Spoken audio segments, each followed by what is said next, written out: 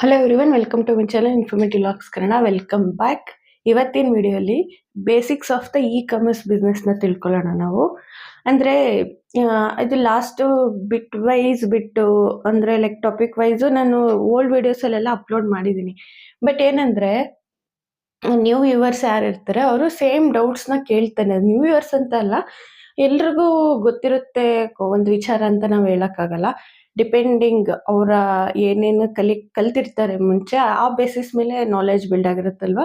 So ಎಲ್ರಿಗೂ ಇದು ಗೊತ್ತಿಲ್ಲ ಅನ್ನೋದು ನನ್ನ ಅಂದರೆ ಕಮೆಂಟ್ ಸೆಕ್ಷನ್ ನೋಡಿದಾಗ ನಾನು ಪದೇ ಅವಕ್ಕೆ ಆನ್ಸರ್ ಮಾಡಿದಾಗ ನಂಗೆ ಅರ್ಥ ಆಯಿತು.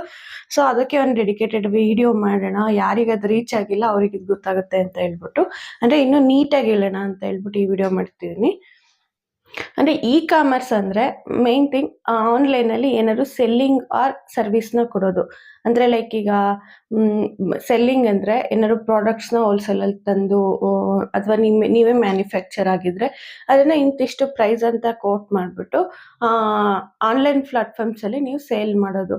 ಅಂದರೆ ಈಗ ಮೀಶೋ ಇದೆ, ಅಮೆಜಾನ್ ಇದೆ, ಫ್ಲಿಪ್ಕಾರ್ಟ್ ಇದೆ, ಮಿತ್ರಾ ಇದೆ, ಆ್ಯಂಡ್ ಇನ್ಸ್ಟಾಗ್ರಾಮ್ ಪೇಜಸ್, ವಾಟ್ಸಪ್ ಮುಖಾಂತರ ಬಿಸ್ನೆಸ್ ಮಾಡ್ಬೋದು. ಈ ರೀತಿ ಹಲವಾರು ಮಾರ್ಗಗಳಿದೆ. ಇದನ್ನ ಇ ಕಾಮರ್ಸ್ ಬಿಸ್ನೆಸ್ ಅಂತ ಕರಿತೀವಿ ನಾವು. ಅಂದರೆ ಲೈಕ್ ಆನ್ಲೈನಲ್ಲಿ ಸೇಲ್ ಮಾಡೋವಂಥದ್ದು.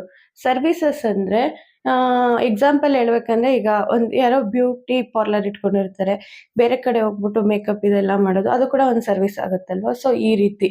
ಅಥವಾ ನೀವು ಏನಾದರೂ ರೆಂಟೆಡ್ ಜ್ಯುವೆಲರಿ ಇಟ್ಕೊಂಡಿರ್ತೀರಾ ಅಂದ್ಕೊಳ್ಳಿ, ಅದನ್ನು ಇಂತಿಷ್ಟು ಡೆಪಾಸಿಟ್ಸ್ ಅದು ಇದು ಅಂತ ತೊಗೊಂಡು ಅದನ್ನು ನೀವು ಪ್ರೊವೈಡ್ ಮಾಡೋದು, ನೆಕ್ಸ್ಟ್ ಕಸ್ಟಮರ್ಸಿಂದ ಅದನ್ನು ರಿಟರ್ನ್ ತೊಗೊಳ್ಳೋದು. ಈ ರೀತಿ ಡಿಫ್ರೆಂಟ್ ಕ್ಯಾಟಗರೀಸ್ ಇದೆ. ಆ ಬೇಸಿಸ್ ಮೇಲೆ ಅಂದರೆ ಎಲ್ಲನೂ ಥ್ರೂ ಆನ್ಲೈನ್ ನಡೆಯೋದನ್ನು ಇ ಕಾಮರ್ಸ್ ಬಿಸ್ನೆಸ್ ಅಂತ ಕರಿತೀವಿ. ಆ್ಯಂಡ್ ಈಗ ಎಕ್ಸಾಂಪಲ್ ತೊಗೊಳ್ಳೋದಾದ್ರೆ ಪ್ರಾಡಕ್ಟ್ಸ್ನ ಹೋಲ್ಸೇಲಲ್ಲಿ ತೊಗೊಂಬಂದು ಅಥವಾ ನೀವೇ ಮ್ಯಾನುಫ್ಯಾಕ್ಚರರ್ ಆಗಿ ಅದನ್ನು ಸೇಲ್ ಮಾಡೋವಂಥ ಎಕ್ಸಾಂಪಲ್ ತೊಗೊಳ್ಳೋದಾದರೆ ಅದನ್ನು ನೀಟಾಗಿ ಎಕ್ಸ್ಪ್ಲೇನ್ ಮಾಡ್ತೀನಿ. ಆದರೆ ಇದು ತುಂಬ ಕಮೆಂಟ್ ಸೆಕ್ಷನಲ್ಲಿ ಬರ್ತಿರೋಂಥ ಕ್ವೆಶನ್ಸು, ಸೊ ದಟ್ ನಾನು ಇವತ್ತು ಆನ್ಸರ್ ಮಾಡ್ಬೇಕು ಅಂದ್ಕೊಂಡೆ ಇದಕ್ಕೆ.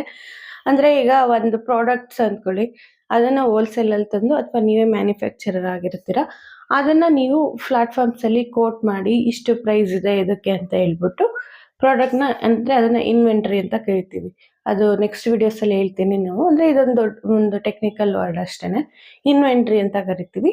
ಅದನ್ನು ಅಪ್ಲೋಡ್ ಮಾಡಿ ಕಸ್ಟಮರ್ಸ್ ಯಾರಾದರೂ ಆರ್ಡರ್ ಮಾಡ್ತಾರೆ ಅಂದರೆ ನಾವು ಆ್ಯಸ್ ಇಟ್ ಈಸ್ ನಾವು ಮೀಶೋಲ್ಲಿ ಏನಾದರೂ ಪರ್ಚೇಸ್ ನಿಮ್ಗೊಂದು ಐಡಿಯಾ ಇರುತ್ತೆ. ಇದನ್ನು ಈ ಥರ ಯಾರಾದರೂ ಆರ್ಡರ್ಸ್ ಮಾಡಿದ್ರೆ ಕಸ್ಟಮರ್ಸು, ಅದನ್ನು ನಾವು ಅಕ್ಸೆಪ್ಟ್ ಮಾಡಿಕೊಂಡು ಒಂದು ಲೇಬಲ್ ಅಂತ ಬರುತ್ತೆ, ಲೇಬಲ್ ಜನ್ರೇಟ್ ಆಗುತ್ತೆ.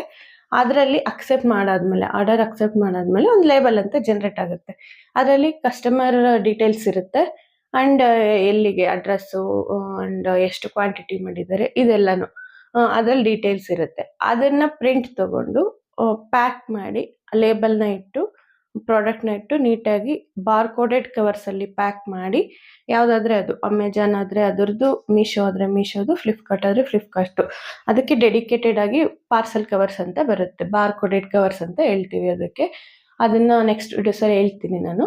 ಸೊ ಇದರಲ್ಲಿ ನೀಟಾಗಿ ಪ್ಯಾಕ್ ಮಾಡಿ ನಾವು ಅದ್ರ ಮೇಲೆ ಆ ಲೇಬಲ್ ಮೇಲೆ ಡೆಲಿವರಿ ಪಾರ್ಟ್ನರ್ ನೇಮ್ ಇರುತ್ತೆ. ಲೈಕ್ ಈಗ delivery, Shadowfax, Valmo, Blue Dart, ಈ ಥರ ಡಿಫ್ರೆಂಟ್ ಡೆಲಿವರಿ ಪಾರ್ಟ್ನರ್ಸು ಇವುಗಳ ಜೊತೆ ಟೈಅಪ್ ಆಗಿರ್ತಾರೆ ಮೀಶೋಲ್ಲಿ.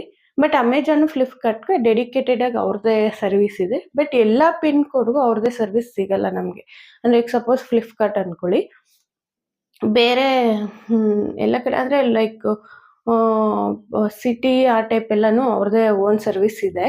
ಬಟ್ ಈಗ ಹಳ್ಳಿಗಳ ಕಡೆ ಆದರೆ ಈಗ ಸಪೋಸ್ ನಿಮ್ಮ ತಾಲೂಕು ಇದರಲ್ಲಿ ಫ್ಲಿಪ್ಕಾರ್ಟು ಇರುತ್ತೆ ಅಂದ್ಕೊಳ್ಳಿ, ಪಿಕಪ್ ಇದು, ಅದನ್ನು ಟೈಅಪ್ ಮಾಡ್ಕೊಂಡಿರ್ತಾರೆ ಪ್ರೈವೇಟ್ ಕಸ್ಟಮರ್, ಇದರಲ್ಲಿ ಡೆಲಿವರಿ ಪಾರ್ಟ್ನರ್ ಜೊತೆ ಟೈಅಪ್ ಆಗಿರುತ್ತೆ. ಅವರು ಬಂದು ಅಲ್ಲಿಗೆ ತಲುಪಿಸ್ತಾರೆ.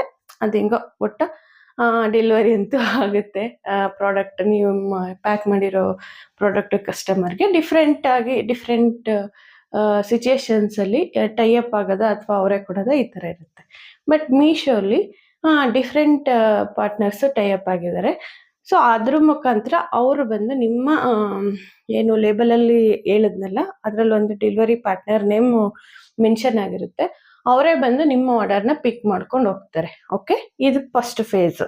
ಪಿಕ್ ಮಾಡ್ಕೊಂಡು ಹೋಗಿ ಆ ಕಡೆ ನಿಮ್ಮ ಪ್ರಾಡಕ್ಟ್ನ ಕಸ್ಟಮರ್ಗೆ ಡೆಲಿವರಿ ಮಾಡ್ತಾರೆ.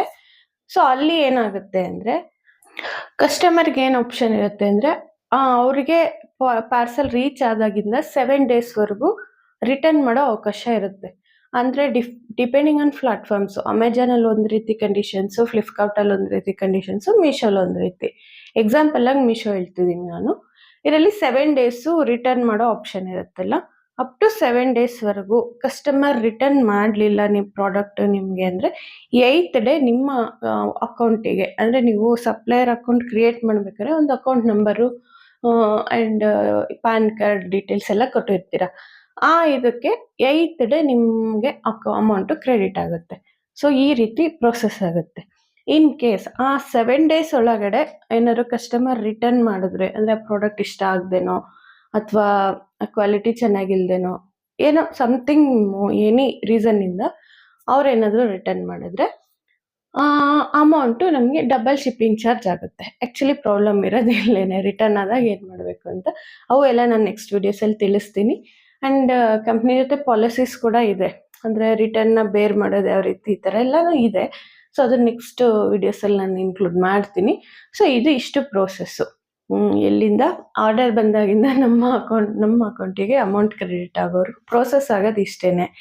ಇದು ಕೆಲವರು ಕನ್ಫ್ಯೂಸ್ ಆಗ್ತಿದ್ದಾರೆ. ಅಂದರೆ ಓಕೆ, ಅಂದರೆ ಕೆಲವು ಕಮೆಂಟ್ಸ್ ನಾನು ನೋಡಿದೆ ಯಾವ ರೀತಿ ಇದ್ವು ಅಂದರೆ, ನಮ್ಮ ಹತ್ರ ಪ್ರಾಡಕ್ಟ್ಸ್ ಇದೆ, ಅದನ್ನು ಯಾರು ಬಂದು ತೊಗೊಂಡೋಗ್ತಾರೆ, ಈ ರೀತಿ ಕಮೆಂಟ್ಸ್ ಬಂದಿದ್ವು. ಬಟ್ ಅದನ್ನು ನಾವು ಅಪ್ಲೋಡ್ ಮಾಡಬೇಕು, ಅದಕ್ಕೆ ಕಸ್ಟಮರ್ಸ್ ಅದನ್ನು ಆರ್ಡರ್ ಮಾಡ್ಕೋಬೇಕು, ಅದನ್ನು ಅಕ್ಸೆಪ್ಟ್ ಮಾಡ್ಕೋಬೇಕು ನಾವು. ಆಮೇಲೆ ಒಂದು ಡೆಲಿವರಿ ಪಾರ್ಟ್ನರ್ ಅದಕ್ಕೆ ಅಸೈನ್ ಆಗ್ತಾರೆ. ಈ ರೀತಿ ಎಲ್ಲ ಕೆಲವರಿಗೆ ಇನ್ಫಾರ್ಮೇಷನ್ ಗೊತ್ತಿಲ್ಲ. ಸೊ ದಟ್ ಅದಕ್ಕೋಸ್ಕರನೇ ನಾನು ಈ ವಿಡಿಯೋ ಮಾಡಿದೆ. So that's it for today. ಇದು just explanation about e commerce business. ಇದನ್ನು ಯಾವ ರೀತಿ ಪ್ರೋಸೆಸ್ ಮಾಡಬೇಕು, ಈ ಅಮೆಜಾನ್, ಫ್ಲಿಪ್ಕಾರ್ಟ್, ಮೀಶೋಲೆ ಎಲ್ಲ ಸಪ್ಲೈಯರ್ ಅಕೌಂಟ್ ಯಾವ ರೀತಿ ಓಪನ್ ಮಾಡಬೇಕು, ಆ್ಯಂಡ್ ಪ್ರಾಡಕ್ಟ್ಸ್ನ, ಇನ್ವೆಂಟ್ರಿನ ಯಾವ ರೀತಿ ನಾವು ಅಪ್ಲೋಡ್ ಮಾಡಬೇಕು, ಆ್ಯಂಡ್ ಆರ್ಡರ್ಸ್ ಅಕ್ಸೆಪ್ಟ್ ಮಾಡೋದು ಹೇಗೆ, ಆ್ಯಂಡ್ ಲೇಬಲ್ ಜನರೇಟ್ ಆಗೋದಂದರೆ ಏನು, ರಿಟರ್ನ್ ಬಂದಾಗ ಏನು ಮಾಡಬೇಕು, ಬಾರ್ಕೋಡೆಡ್ ಕವರ್ಸ್ ಅಂದರೆ ಏನು, ಅದನ್ನೆಲ್ಲ ಯಾವ ರೀತಿ ಸ್ಕ್ಯಾನ್ ಮಾಡ್ಕೋಬೇಕು, ಈ ಎಲ್ಲ ಇವನು ನಾನು ನೆಕ್ಸ್ಟ್ ವೀಡಿಯೋಸಲ್ಲಿ ಇನ್ಕ್ಲೂಡ್ ಮಾಡ್ತೀನಿ ನಿಮಗೆ. ಆ್ಯಕ್ಚುಲಿ ಹಳೆ ವೀಡಿಯೋಸ್ ಇದೆ, ಬಟ್ ಅಷ್ಟು ಕ್ಲಾರಿಟಿಯಾಗಿ ಎಲ್ಲ ನೀಟಾಗಿ ಎಕ್ಸ್ಪ್ಲೈನ್ ಮಾಡಿದ್ದೀನಿ. ಬಟ್ ಲೆಂತಿ ವೀಡಿಯೋಸು ಮಧ್ಯ 1 or 2 ಟಾಪಿಕ್ಸ್ನೆಲ್ಲ ಮಿಕ್ಸ್ ಮಾಡಿ ಅದನ್ನೇ ಅಪ್ಲೋಡ್ ಮಾಡಿದ್ದೆ. ಬಟ್ ಕೆಲವರಿಗೆ ಅದನ್ನು ಸರ್ಚ್ ಮಾಡ್ಕೊಳ್ಳಿಕ್ಕೆ ಆಗ್ತಿಲ್ಲ, ಆ್ಯಂಡ್ ಸೇಮ್ ಕ್ವೆಶನ್ಸು ರಿಪೀಟ್ ಆಗ್ತಿದೆ ಕಮೆಂಟ್ ಸೆಕ್ಷನಲ್ಲಿ. ಸೊ ಅದರಿಂದ ಈ ವಿಡಿಯೋ ಮಾಡಿದೆ. So that's it for today. ಇವತ್ತಿನ ವಿಡಿಯೋ ನಿಮ್ಗೆ ಇಷ್ಟ ಆಗಿದೆ ಅಂದ್ಕೊತೀನಿ. ನೆಕ್ಸ್ಟ್ ಇದೇ ರೀತಿ ವಿಡಿಯೋ ಜೊತೆ ಮತ್ತೆ ಮೀಟ್ ಆಗೋಣ. Thank you so much.